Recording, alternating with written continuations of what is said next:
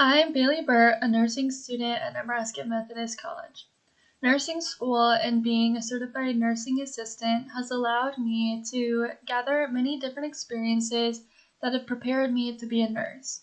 This portfolio presentation will discuss some of those experiences and how they relate to the public issue diabetes mellitus. Diabetes mellitus is a disease that alters insulin production and insulin utilization. This disease affects 10.6% of the United States population. I chose to research this disease because of how prevalent it is in our society and the detrimental impacts it has on health and economics. Diabetes mellitus is the seventh leading cause of death in the United States. I care for so many patients in the hospital and community setting who endure the effects of this disease. I also have friends and family who battle this disease as well and saw its detrimental effects as I was growing up. Diabetes is a debilitating disease, and according to Lewis, it is the leading cause of adult blindness, end-stage renal disease, and non-traumatic low limb amputations. Diabetes also contributes to heart disease and stroke and has close association with hypertension and high cholesterol. In 2013, complications of diabetes led to over 4,000 hospitalizations in Nebraska alone, according to Centers for Disease Control. Type 2 diabetes mellitus not only affects an individual's health, but it also carries great financial burden. In 2013, direct medical costs of diabetes were over $8,000 per person. Indirect costs of diabetes include work absenteeism or not being able to work due to the illness, and presenteeism or decreased productivity at work due to the illness, as well as cost of mortality. In 2013, morbidity and mortality cost the average Nebraskan with diabetes mellitus over $7,000. I once cared for a patient who developed a pressure ulcer because she refused turns in bed and would not sit in a chair. My first attempt at educating the patient was quickly telling her what she needed to do. This, of course, did not work. I later decided to sit with the patient at eye level, holding her hand, and explained why it is important to turn, change positions, and change her breathe. The patient was then understanding. Nurses understand the science and reasoning behind the cares that we do, but patients do not. Effective communicators communicate in a way that has an impact and that the patient can interpret and then act upon. Sitting with the patient, holding her hand, and listening to her was more effective than quickly telling the patient to do something and not explaining why or listening to the patient's concerns. Type 2 diabetes mellitus prevention requires a ton of education. It's important to listen to the patient's goals and the patient's concerns prior to educating them. This allows the nurse and the patient to be on the same page. It also allows the nurse to assess any learning deficits. The patient also feels heard. The nurse then can educate the patient at their level. Receiving my education remotely allowed me to develop various communication skills that occurred through technology.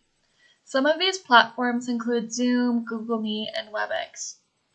At the start of the pandemic, it was hard for me to maneuver these platforms. Through practice, I was able to master these platforms, and I can now utilize them to communicate with patients in the future. Some patients may benefit from remote video conferencing, especially if they do not have access to transportation or live far away. I also learned the value of watching videos to aid in the learning process. I can encourage patients to film me or themselves administering insulin, checking their blood glucose, or effective diet plans. I can also refer them to videos to aid in their education about diabetes. During the pandemic, I worked in a nursing home. For over a year, the residents could not leave their room.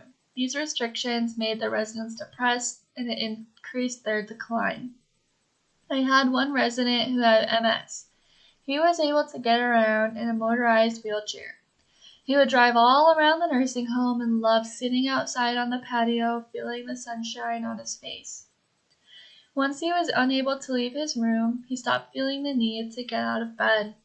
He was unable to feed himself laying in bed due to the lack of range of motion. We would go in and feed him. This resident began getting sores on his bottom, and he was really declining. One shift, I decided to try something.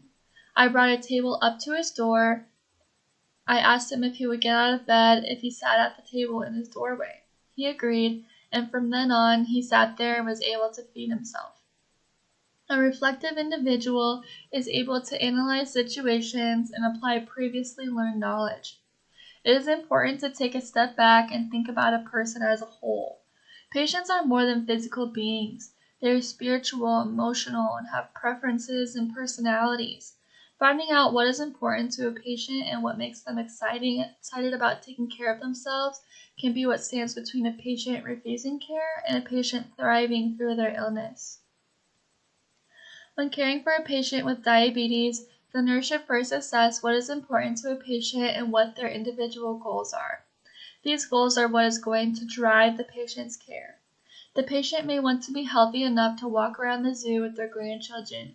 They may want to visit the beach. The patient may have a parent who lost a limb because of diabetes and wants to do everything in their power to prevent that happening to them. Relating back to the first example of my patient with MS, the patient may want to converse with others and look around at other people during meals, and that is what is going to get them out of bed. Once during a clinical shift, I had a nurse order an inappropriate intervention for my patient. This intervention would have been convenient for the nurse, but was not in the patient's best interest. I explained why I believe this intervention was inappropriate, and I said I did not feel comfortable performing it. The nurse ended up agreeing with me. A reflective individual can rely on their education and their clinical judgment instincts when performing patient care. A nurse must always keep holism in mind when caring for a patient. This care should involve the patient's mind, body, and soul. The nurse must only perform interventions that promote health and safety for a patient and must avoid interventions that could be convenient for the nurse but harmful for the patient. Insulin administration and following a diabetic diet is key when caring for a patient with diabetes. The nurse should routinely check the patient's blood glucose and administer insulin accordingly. Insulin administration involves verifying the dose with another nurse. The nurse should also encourage the patient to ask questions about their care, and the nurse should take the time to educate the patient about their disease, even if it takes a long time to do so. Within my Spanish and healthcare class, I was exposed to the Spanish language as it pertains to healthcare, as well as many Hispanic cultures. I read many articles about healthcare disparities for those who do not speak English.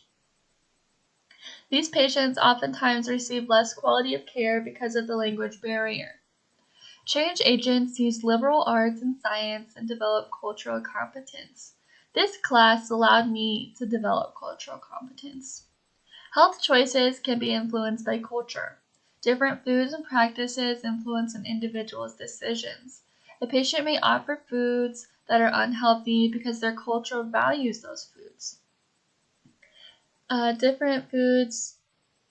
cultural competent nurse can be knowledgeable in the different foods of cultures and be able to find healthy options that are still embedded within that culture. Patients who speak a different language can receive less quality in care because of it. It is important to bring in a professional interpreter so that the patient is receiving proper education and care.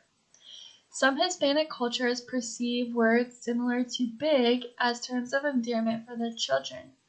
It is important that healthcare professionals and interpreters alike to be clear when speaking about obesity, which can cause diabetes mellitus. This semester, in my capstone course, I have put together 2 approaches to promote preventative health for type 2 diabetes mellitus. This was an effort to become a change agent. I researched the history and political science influencing diabetes, economics of the care of the disease, and sociological factors that contribute to the development of diabetes mellitus. I also assess what still needs to be done. While I did create a voice for others in creating these approaches, most of the change that happened was inside myself. It is important to understand these processes not only to be an educated citizen, but to be an informed and educated nurse that advocates for their patients. Nurses play a huge role in implementing change on such a large scale. Within my nursing career, I would like to collaborate with others to implement change and allow for affordable healthcare that patients from all levels of socio and economic backgrounds can access without stress. To be an expert at this, I believe I will have to continue to read about law passing practices, the financial aspects of healthcare, and insurance. I believe I have a decent grasp of Medicaid and Medicare in a way that I can be a resource for patients, but not in a way that I can implement change for affordable healthcare. I will continue to stay informed about current healthcare costs as well as resources to decrease the burden of costs on patients and the healthcare system. Through experiences as a student nurse and a certified nursing assistant, I have adapted skills to not only be a competent nurse, but an educated citizen. By being an effective communicator, reflective individual, and change agent, I can have a positive impact on the lives I touch. Thank you.